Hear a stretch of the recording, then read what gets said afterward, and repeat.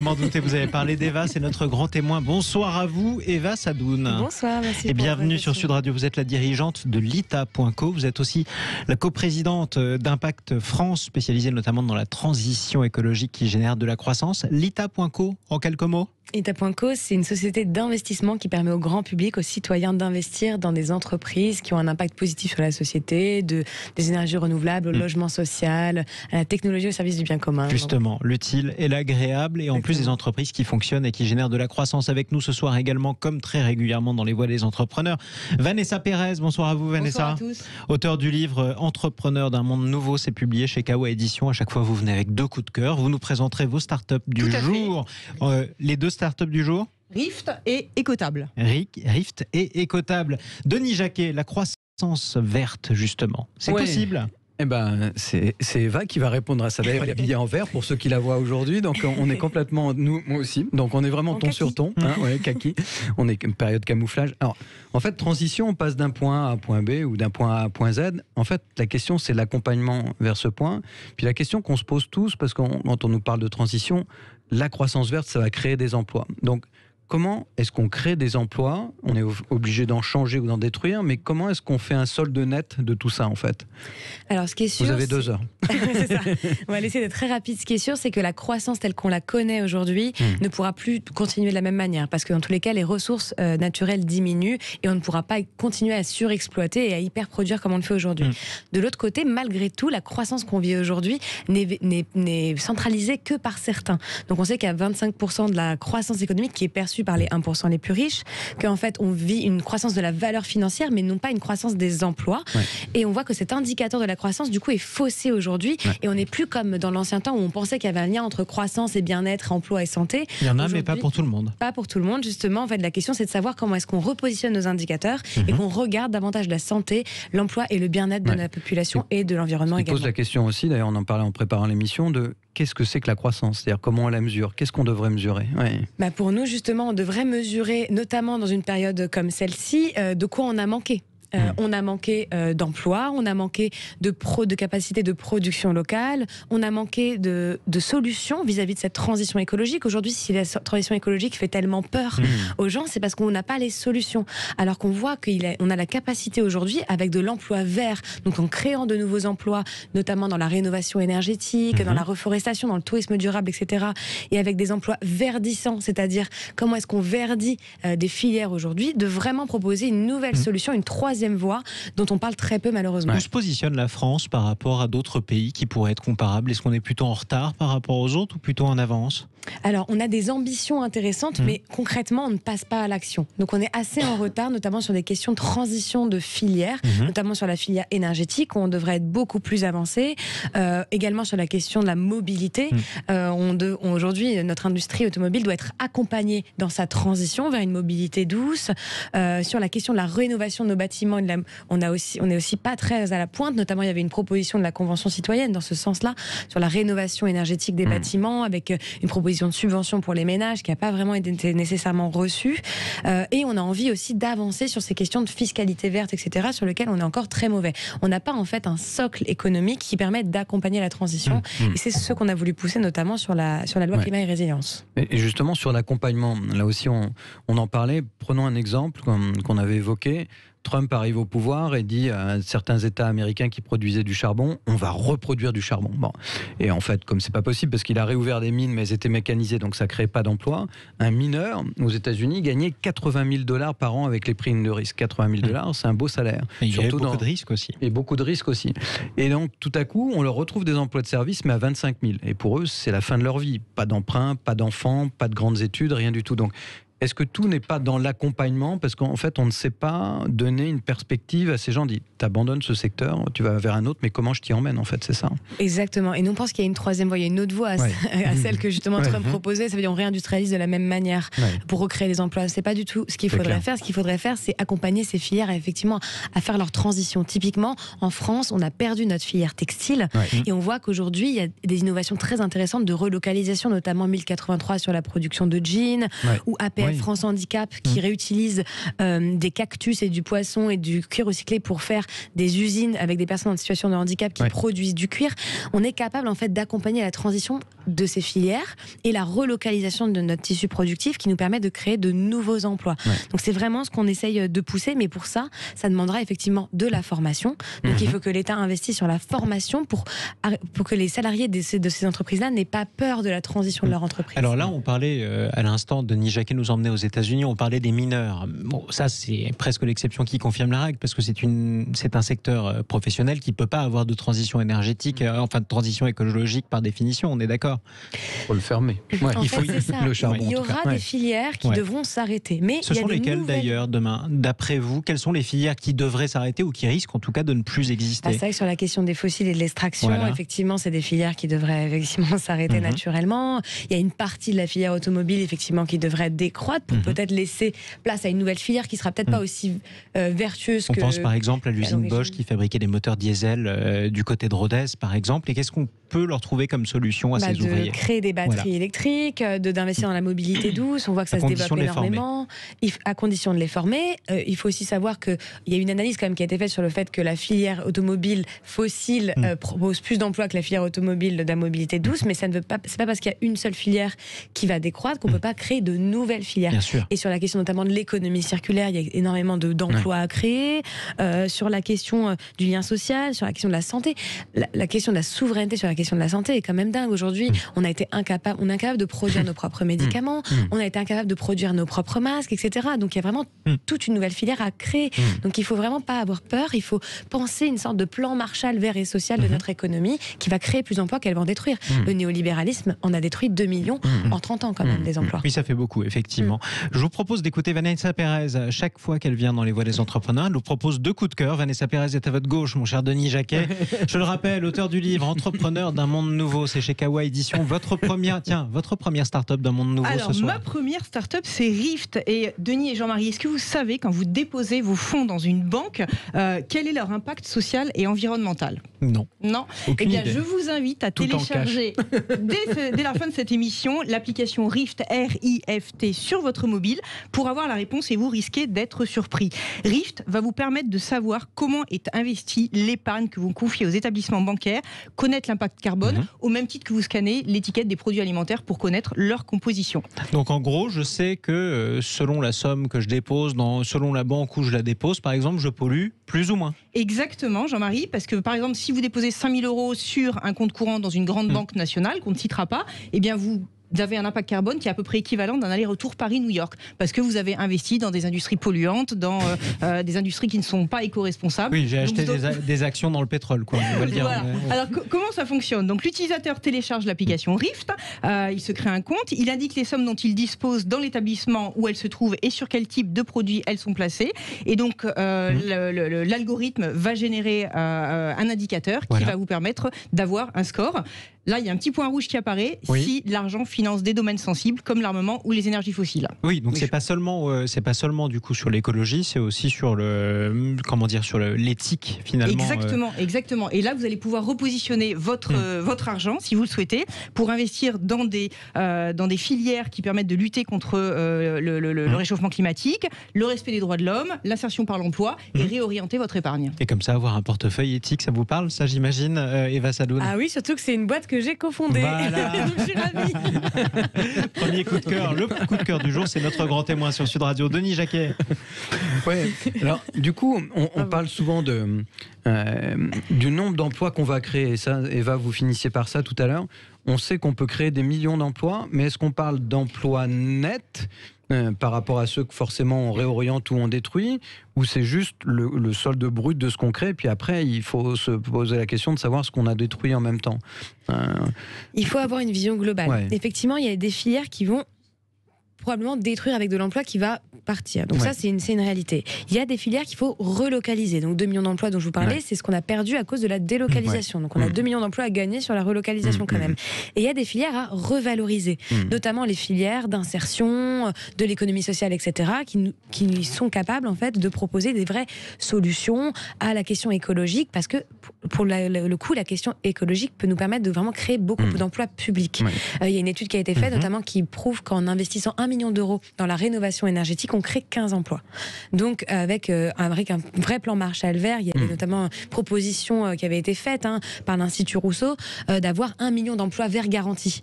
Et là, avec ces emplois verts garantis, on peut créer des emplois dans le secteur marchand et non marchand, avec de la rénovation énergétique, de la reforestation, tout plein de secteurs. La filière des algues marines qui est aussi en grand développement en France, la filière du compost, etc. On a une boîte qui s'appelle Les Alchimistes qui le fait, etc. En vrai, dans la sphère publique, on est capable aussi de créer beaucoup d'emplois. Donc les gisements écolos existent et sont légion, y compris en France. Alors question, parlons malgré tout de cette relocalisation.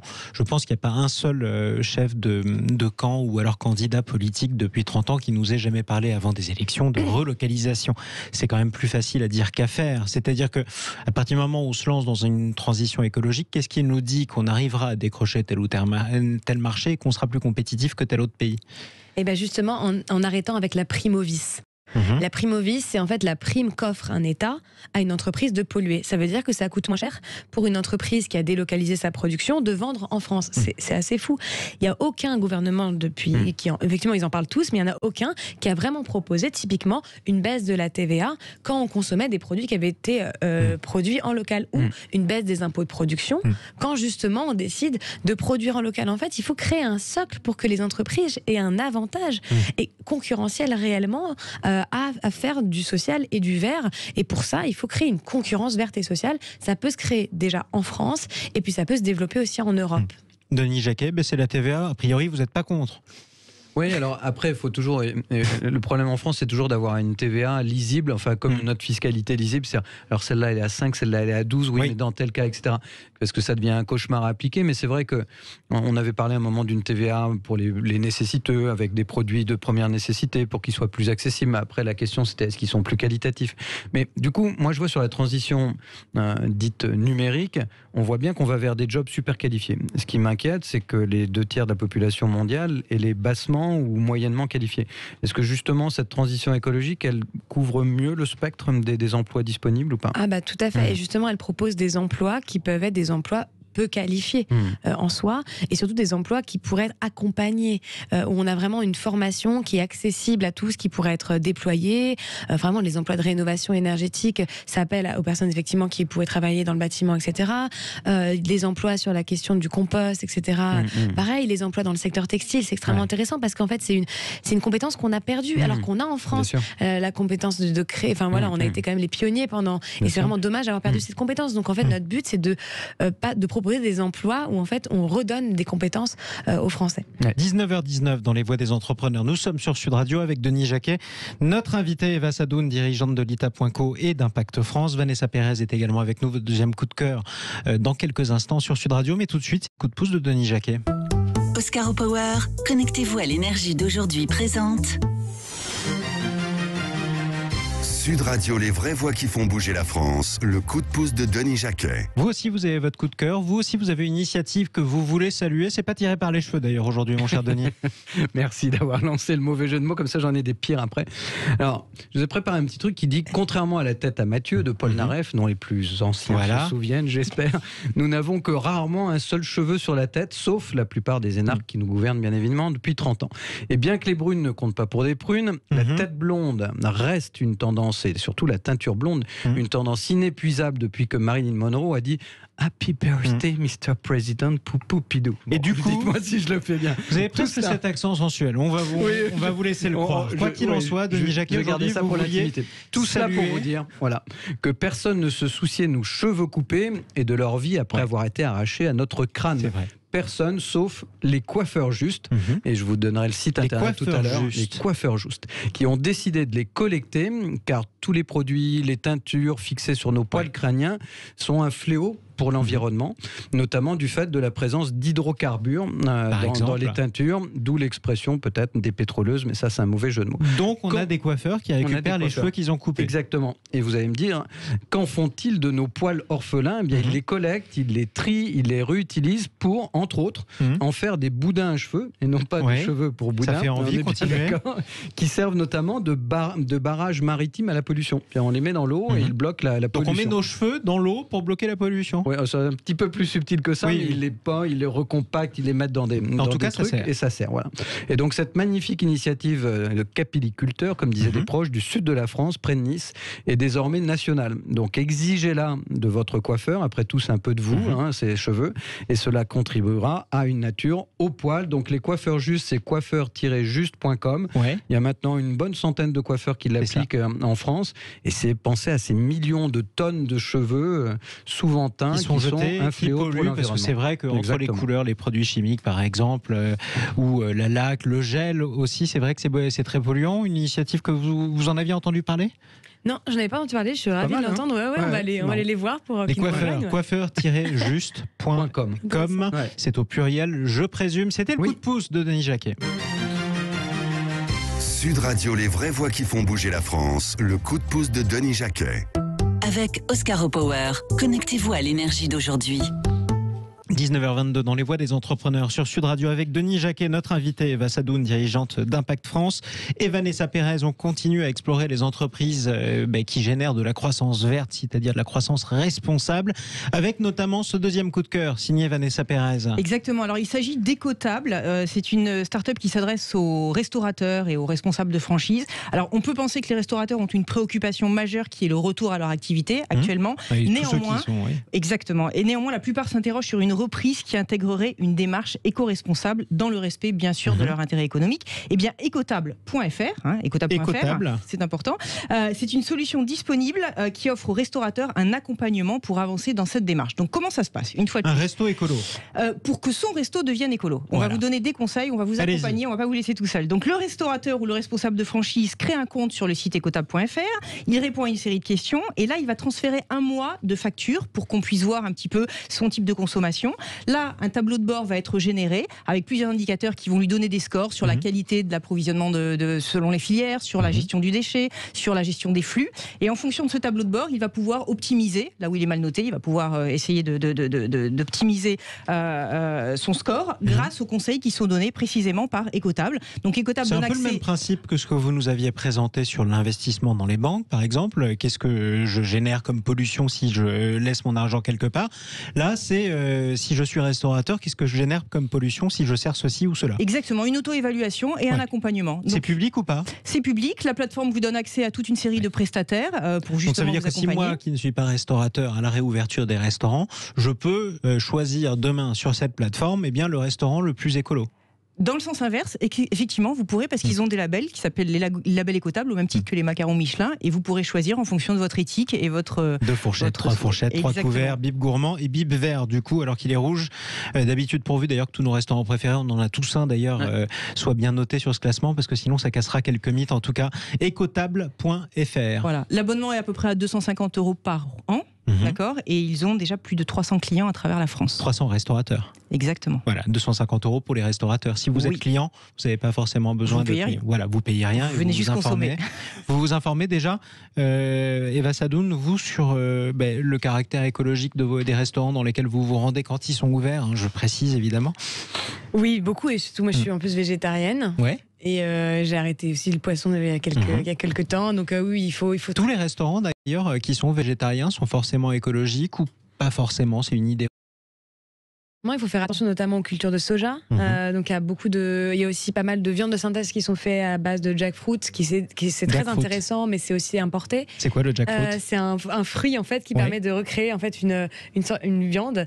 Mais c'est super en même temps. Il y a beaucoup de steak en fait. Moi, j'avoue, je m'alimente aussi un peu de ça de temps en temps pour me rappeler. Vous mangez du jackfruit. Je mange du jackfruit et j'ai l'impression de manger un bœuf aux oignons. C'est vrai.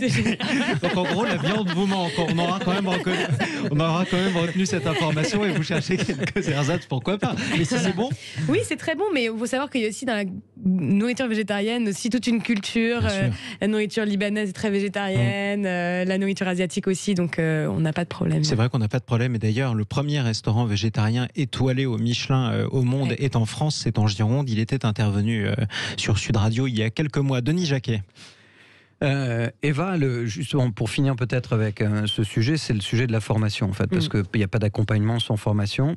Et parfois, dans la recréation même de formation, parce que quand on parlait du textile, alors que ce soit en France, mais aussi au Maroc, dont on parlait tout à l'heure, c'était un grand pays du textile, et puis ça a quand même pas mal réduit, donc on ne sait plus faire. Et on avait reçu avec Jean-Marie Gilataf, qui était le fabricant de Smuggler, qui a monté Belleville. Son papa était culottier, lui aujourd'hui il ne sait plus trouver cette compétence. Donc dans tous ces métiers de transition, est-ce que dans les plans qui ont été proposés, est-ce que vous avez vu une vraie ambition sur la formation, ou c'est un peu le parent qu'on a oublié? Alors pour nous c'est un peu le parent qu'on a oublié. D'ailleurs on avait proposé beaucoup d'amendements autour de la grande école de la transition et de formation dédiée à la transition, pour qu'en plus ça puisse intégrer tous les cursus classique. L'idée de recréer des filières, c'est pas forcément pertinent. Il faudrait juste s'infuser en fait dans les parcours ingénieurs, dans les formations professionnelles, dans les parcours de commerce, etc. Et essayer de voir comment en fait ces métiers sont en train de changer. Parce que j'imagine bien qu'aujourd'hui en école d'ingénieur, on nous apprend encore toujours les mêmes méthodes. Donc la question, c'est de savoir comment est-ce qu'effectivement l'État peut aussi subventionner ces différents parcours de formation et aussi des parcours de reconversion. Donc vraiment aussi beaucoup de parcours professionnels. Et ça nous semble très important. Il y a beaucoup d'innovations qui se font, mais au niveau des entreprises, c'est ça qui est dommage. Notamment, il y a même la Croix-Rouge qui a lancé dernièrement une filière d'insertion sur les métiers d'aide-soignant. En fait, on voit que les entreprises de l'économie sociale et solidaire, c'est pour ça que j'adore aussi cet écosystème, arrivent à expérimenter en fait tout ce qu'on devrait porter au niveau public. Donc je pense que l'État devrait écouter et regarder ce que font les entreprises de l'économie sociale et solidaire pour inspirer ces nouvelles politiques publiques. Et les initiatives partent en général du privé. Il faut aussi le rappeler en France, que ce soit le privé solidaire ou pas, mais en tout cas pour le social et solidaire. Merci à vous d'être intervenu ce soir dans les voix des entrepreneurs. Merci Eva pour Sadoun. l'invitation. Merci beaucoup. Je le rappelle, vous êtes la dirigeante de l'ITA.co. Vous êtes aussi la coprésidente d'Impact France. Merci Vanessa Pérez, entrepreneur d'un monde nouveau chez Kawa Édition. Vous revenez dans quelques semaines ou quelques jours avec vos coups de cœur aussi, et Denis Jacquet qu'on retrouve avec mes cheveux tout neufs la semaine prochaine. Exactement, vous nous raconterez où est-ce que vous avez laissé les anciens justement dans les prochaines voix des entrepreneurs. Mercredi prochain de 19h à 19h30, la suite des vraies voix qui font bouger la France. Parlons vrai, toujours, on est sur Sud Radio avec les entrepreneurs, toujours, nous sommes mercredi. Vous retrouvez Stéphane Soumier sur Sud Radio et sur Bismart dans un instant.